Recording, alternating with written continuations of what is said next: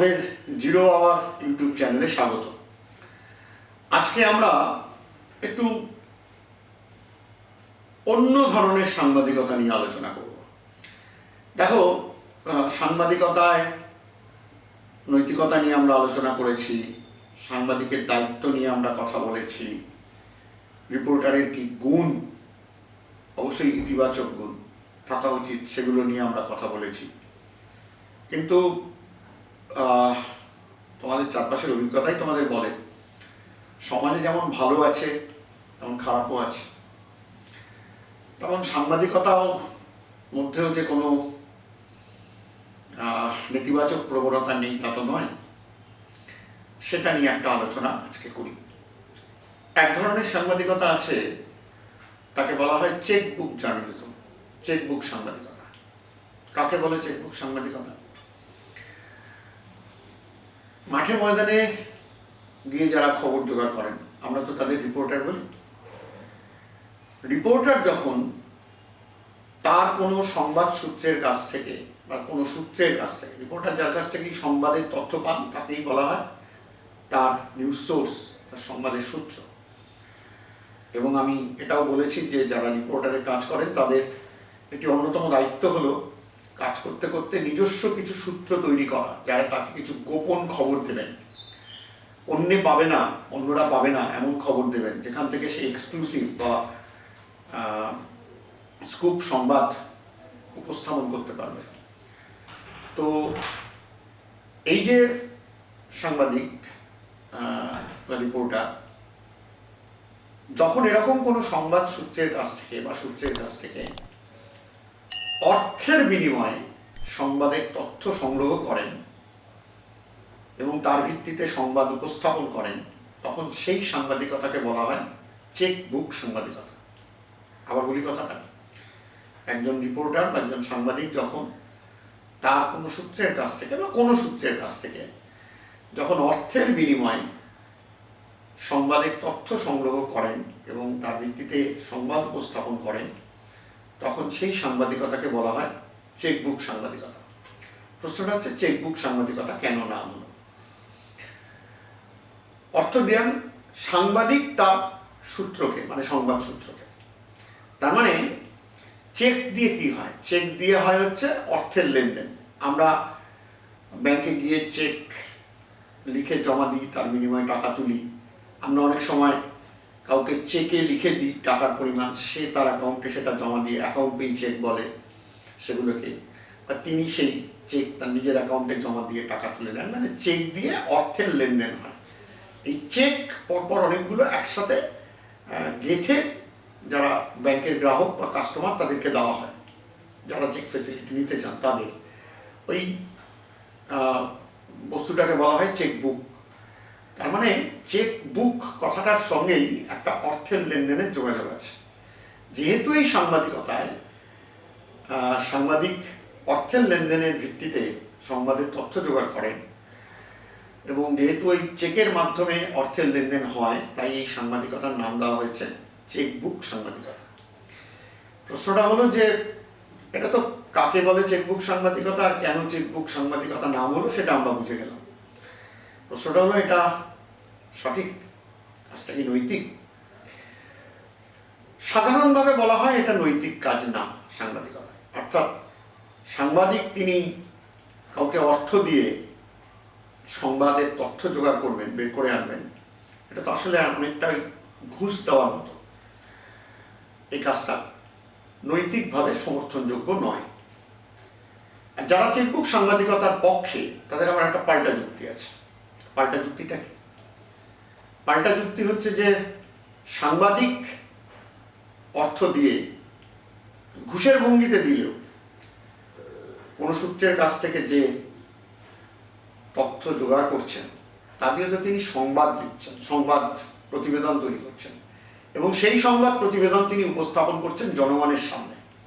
অর্থাৎ তিনি এই সংবাদের যে তথ্য জোগাড় করেছেন এটা কোনো ব্যক্তি স্বার্থে জোগাড় করেন, তিনি সাধারণ মানুষের স্বার্থে জোগাড় করেছেন। এবং বেশিরভাগ ক্ষেত্রে এই ধরনের তথ্য, এমন গোপন তথ্য জোগাড় করা হয় যেগুলো আসলে গোপন রাখা হয় বিভিন্ন হীন উদ্দেশ্যে, খারাপ উদ্দেশ্যে, বা যেগুলো গোপন রাখা হয় অনেক খারাপ কাজকে আড়াল করে রাখার জন্য, সমাজের চোখ থেকে বা সাধারণ মানুষের কাছ থেকে। সেই তথ্যগুলোকেই তারা মূলত তুলে আনেন বা ওই অর্থের মাধ্যমে সংগ্রহ করেন, যেগুলো তারা সংবাদ প্রতিবেদনের মধ্য দিয়ে তুলে ধরেন সাধারণ মানুষের সামনে। ফলে যারা এই চেকবুক সাংবাদিকতার পক্ষে, তাদের একটা বক্তব্য হচ্ছে যে এই তথ্যগুলো অর্থ দিয়ে জোগাড় করাই হয় সাধারণ মানুষের স্বার্থে, সমাজের স্বার্থে, জনগণের স্বার্থে, ব্যক্তি স্বার্থে নয়। তাই এটা ঠিক অনৈতিক কাজের তালিকায় ফেলা যাবে না, বা এই অর্থ দেওয়াটাকে ঠিক ঘুষ দেওয়া হচ্ছে বলেও বলা উচিত নয়। এটা তাদের বক্তব্য। আমি কোন পক্ষে তার মধ্যে যাচ্ছি না, আমি দুটো পক্ষের যুক্তি তোমাদের সামনে দিলাম।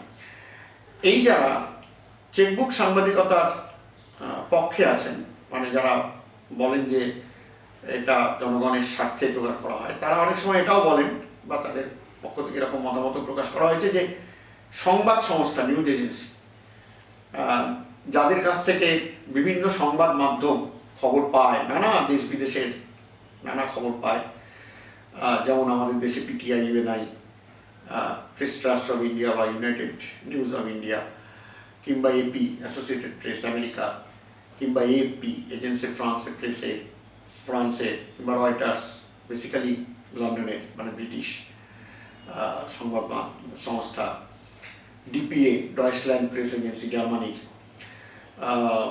এরা সবাই আসলে অর্থের বিনিময়ে সংবাদ বিক্রি করে। তাহলে সংবাদ মাধ্যমগুলোও তো অর্থ দিয়েই সংবাদ কিনে।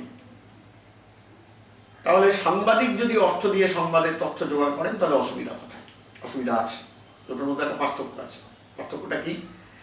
সংবাদ মাধ্যম যখন কোনো সংবাদ সংস্থার কাছ থেকে অর্থ দিয়ে সংবাদ কেনে, সেটা বৈধ পথে কেনে, সেটা প্রকাশ্যে কেনে, সেটা আসলে সাবস্ক্রিপশন, যাকে আমরা বলি গ্রাহক চাঁদা।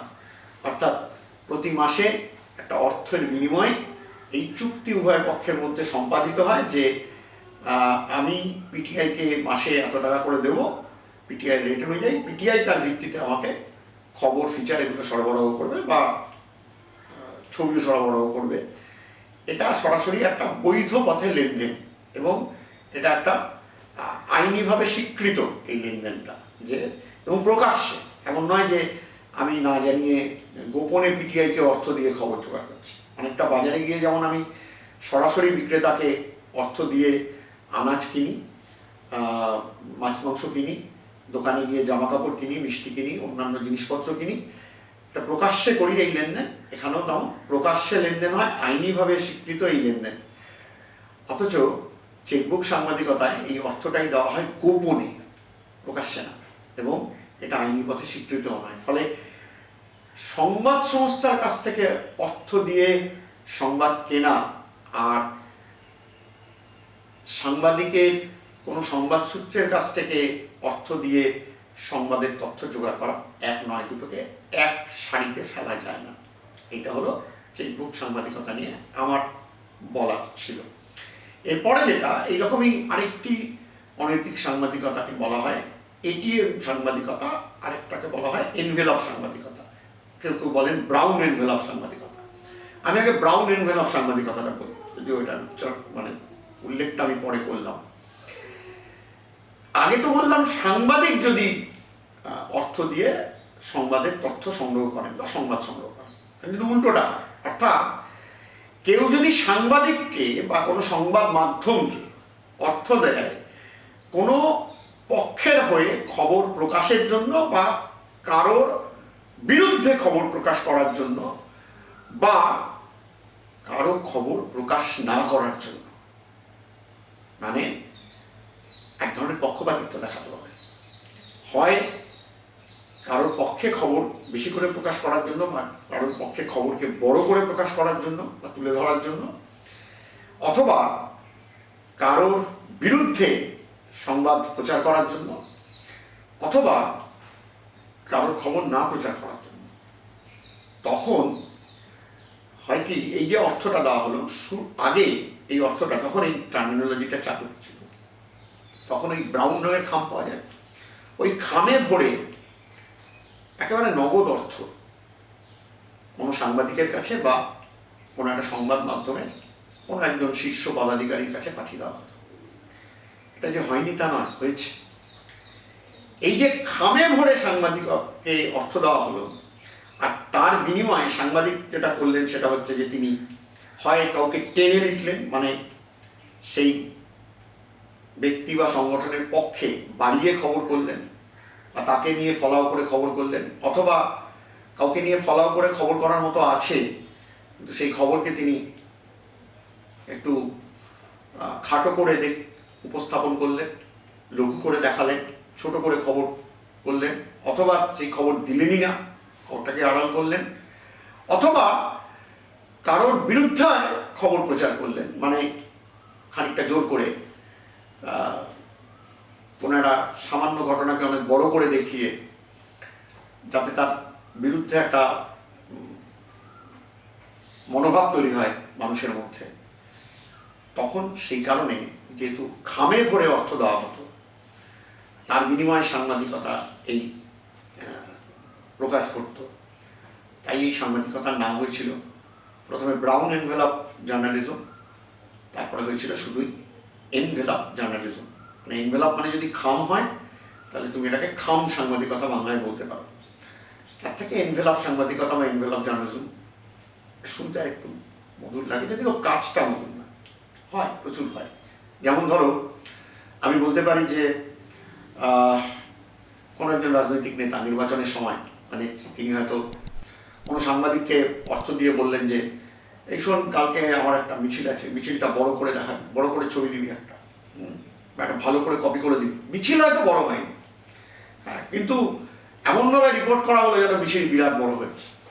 এমনকি হয়তো মিছিলের লোকও বেশি হয়নি, কিন্তু সামনে থেকে একটা ছবি এমনভাবে তোলা হলো, সামনের দিকে প্রচুর লোক, যে দেখে মনে হচ্ছে যেন প্রচুর লোক।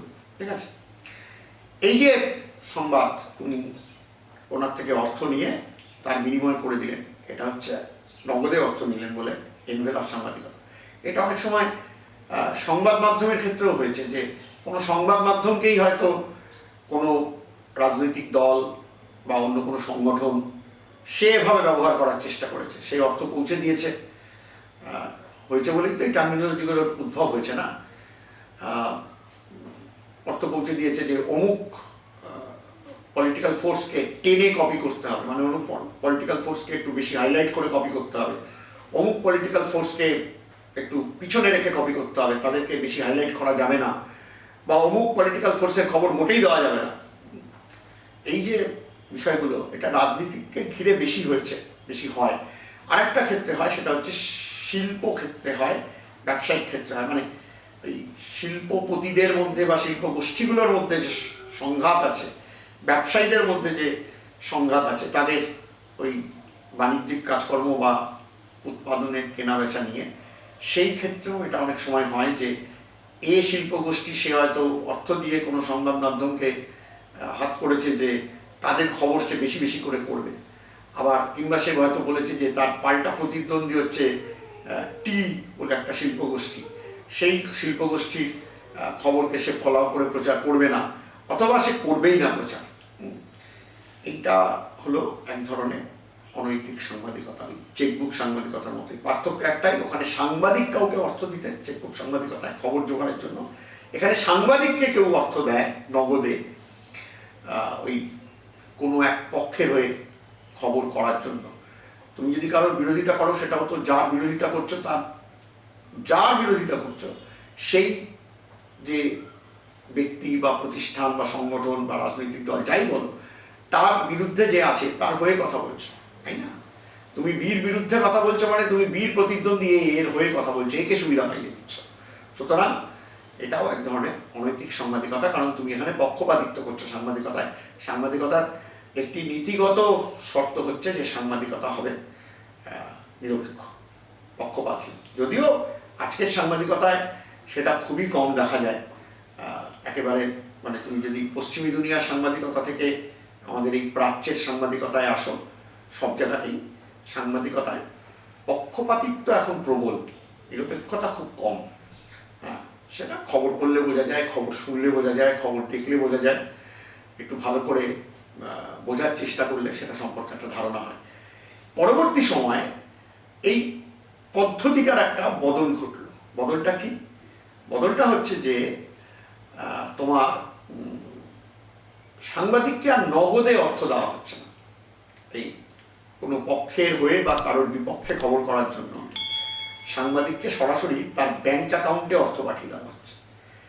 এই যে ব্যাংকে সরাসরি তার ব্যাংক অ্যাকাউন্টে অর্থ পাঠিয়ে দিয়ে যে কারোর পক্ষে বা বিপক্ষে খবর প্রচারের যে সাংবাদিকতা, এটাকে বলা হলো এটিএম সাংবাদিকতা। এটিএম কেন?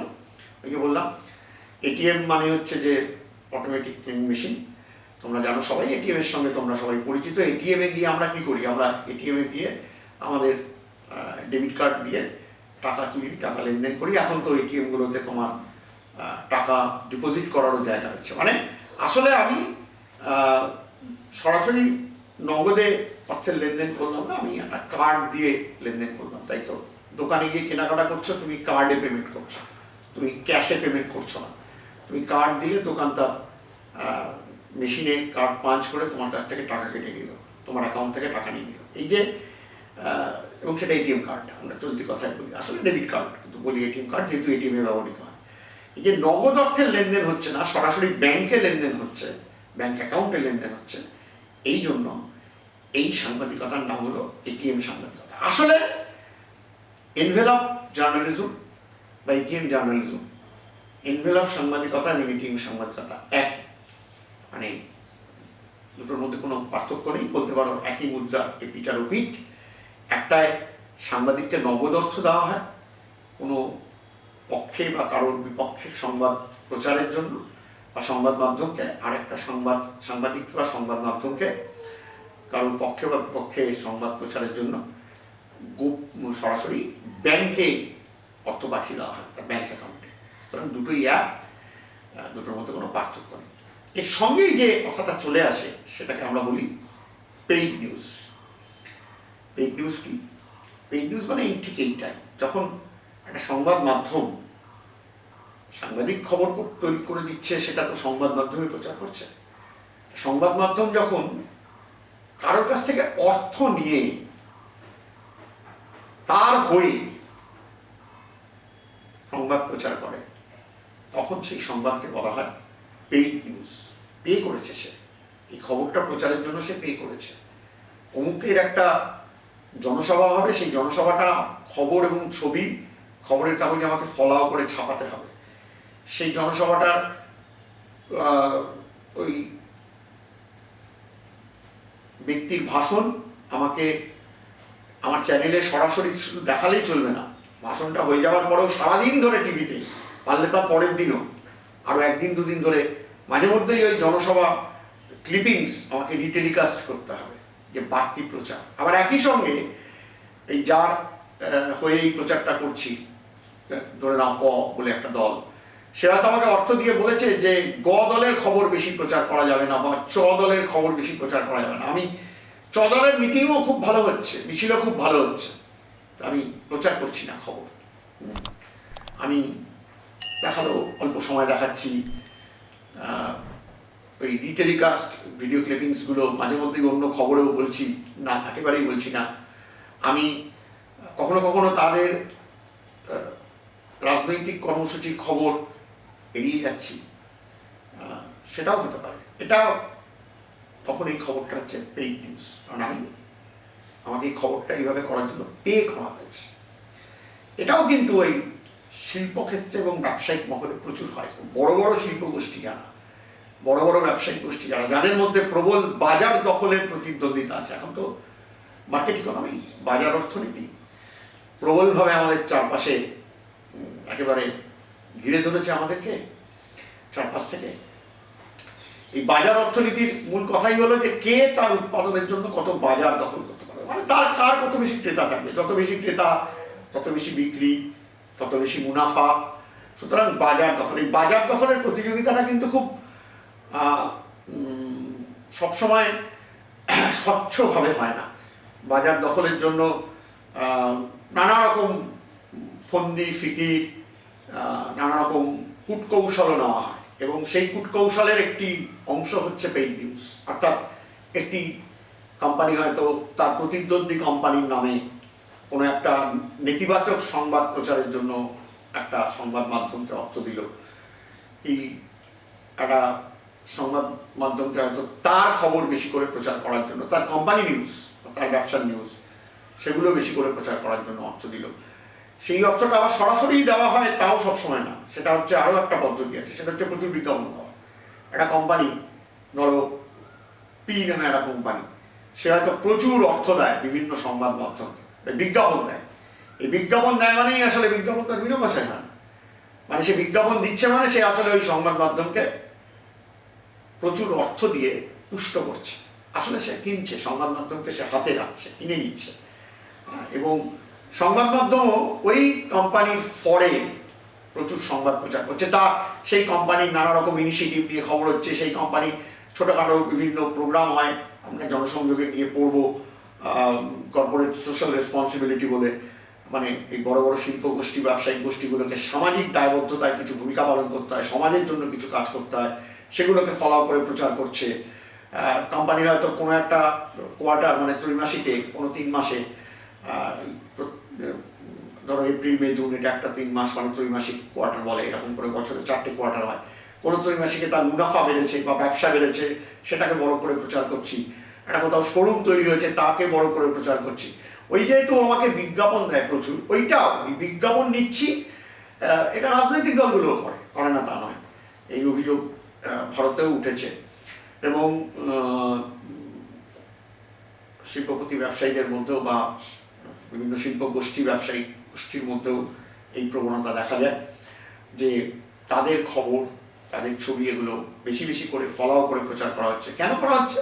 মানে যে আমাকে প্রচুর বিজ্ঞাপন দেয়, ও যেহেতু বিজ্ঞাপন দেয়, ওই বিজ্ঞাপনটাই ওর অর্থ দেওয়া, মানে আসলে বিজ্ঞাপন দিচ্ছে, দিয়েও আমার খবরকে বাধ্য করছে প্রকাশ করতে। মানে আমি ওর যে খবর করছি, এটার জন্য আমি অর্থ পেয়েছি। I have been paid for this type of news. সরাসরি অর্থ দেয়নি, তাকে বিজ্ঞাপন দিয়ে অর্থ দিয়েছে। অর্থ তো দিয়েছে, আমি বিনিময়ে বিজ্ঞাপন বের করে দিয়েছি, কিন্তু আসলে বেশি বেশি করে বিজ্ঞাপন দিয়েছে তাদের খবর করার জন্য। এবং পেইড নিউজ একটা খুব বড় সমস্যা আজকের সাংবাদিকতায়, যে কোনো সংবাদ মাধ্যমে এ নিয়ে প্রচুর আলোচনা হয়। আমাদের ভারতে সংবাদ মাধ্যমের স্বাধীনতার জন্য একটি আধা বিচার বিভাগীয় বিধিবদ্ধ সংস্থা আছে। বিধিবদ্ধ সংস্থা মানে সংসদে আইন করে যে, বা বিধানসভায় আইন করে যে সংস্থাগুলো তৈরি হয়, তাকে বিধিবদ্ধ সংস্থা বলে। প্রেস কাউন্সিল অফ ইন্ডিয়া, ভারতের প্রেস কাউন্সিল, প্রথম প্রেস কমিশন 1952 সালে ভারতে তৈরি হয়েছিল। 1954 সালে তারা রিপোর্ট দিয়েছিল। তারা কোনো একটা প্রেস কাউন্সিল তৈরি করতে বলেছিল। সংবাদপত্র তো তখন সংবাদপত্রের স্বাধীনতা রক্ষার জন্য সরকার সেই সুপারিশ মেনে নিয়ে 1966 সালের 4 জুলাই সংসদে আইন করে প্রেস কাউন্সিল তৈরি করা হয়েছিল। যদিও সেই প্রেস কাউন্সিলের কাজ শুরু করতে করতে ওই বছর নভেম্বর মাস হয়েছিল, সেটা পরে আসবো প্রেস কাউন্সিল নিয়ে আলোচনায়। তো এই প্রেস কাউন্সিলের কাজই হচ্ছে দুটো মূল কাজ। একটা হচ্ছে সংবাদপত্রের স্বাধীনতা রক্ষা করা, মানে সংবাদপত্রের স্বাধীনতার উপরে যদি কোনো আক্রমণ আসে, কোনো হস্তক্ষেপ আসে, মানে ধরো কোনো একটা রাজনৈতিক দলের কোনো নেতা বা নেত্রীর সমালোচনা করে একটা খবর বের করা হলো, তারপরে দেখা গেলো সেই সংবাদপত্রের সাংবাদিকের উপর আক্রমণ হলো বা সংবাদ মাধ্যমের দপ্তরে আক্রমণ হলো, এমন ঘটনাও ঘটেছে, পৃথিবীর বিভিন্ন দেশে ঘটেছে। হ্যাঁ, তো তখন আমরা বলি যে সংবাদ মাধ্যমের স্বাধীনতা আক্রান্ত, বা প্রেসের ফ্রিডম সেটা আক্রান্ত। সেই স্বাধীনতা রক্ষা করা, এবং একই সঙ্গে এটা দেখা যে সংবাদ মাধ্যমের স্বাধীনতা গণতন্ত্রের পক্ষে একটি বড় শর্ত। সেই স্বাধীনতার জন্য আবার সংবাদ মাধ্যমগুলো অপব্যবহার না করে, সেটা দেখাও প্রেস কাউন্সিলের দায়িত্ব। আরেকটি হচ্ছে সাংবাদিকতার মানকে ক্রমশ উন্নত করা। উন্নতির তো কোনো সীমা নেই, স্কাই ইজ দ্য লিমিট, ঠিক আছে? সেই উন্নতিকে ত্বরান্বিত করা বা উন্নতির জন্য উদ্যোগ নেওয়া। প্রেস কাউন্সিল ওই পেইড নিউজ নিয়ে খুব উদ্বেগ প্রকাশ করেছে। এবং আমাদের নির্বাচন কমিশনও একটা সময় এইরকম পেইড নিউজ নিয়ে উদ্বেগ প্রকাশ করেছে। কারণ দেখা যায় যে ভারতে এই নির্বাচন এলে, সাধারণ নির্বাচন মানে লোকসভা নির্বাচন এলে বা কোনো রাজ্য বিধানসভা নির্বাচন এলে এই ধরনের পেইড নিউজ খুব বেড়ে যায়। এটা কিন্তু আমি বলছি বলে তা নয়, এই পেইড নিউজ যে বেড়ে যায় এটা হচ্ছে প্রেস কাউন্সিলের অভিজ্ঞতা, তার রিপোর্ট আছে। এটা হচ্ছে নির্বাচন কমিশনের অভিজ্ঞতা, তাদেরও রিপোর্ট আছে, এবং তারা উভয়ই এটা নিয়ে উদ্বেগ প্রকাশ করেছে। কাজে কাজে তাদের খুব হয়েছে তা নয়, তারা সতর্ক করেছে পেইড নিউজ নিয়ে যে এইরকম হওয়া উচিত না। এতে সাংবাদিকতার মান তো ক্ষুণ্ণ হচ্ছেই, সাংবাদিকতা তার মর্যাদার জায়গাটাও অনেকটাই হারাচ্ছে। কিন্তু বললাম সমাজে ভালোও আছে, খারাপও আছে, ফলে পেইড নিউজও আছে। যেমন পক্ষপাতিত্বহীন সাংবাদিকতা আছে, আছে, একেবারে নেই তা নয়, যদি একটু আগে বললাম প্রায় নেই, হয়তো আছে, কিছু তো আছে নিশ্চয়ই। তেমন চেকবুক সাংবাদিকতা আছে।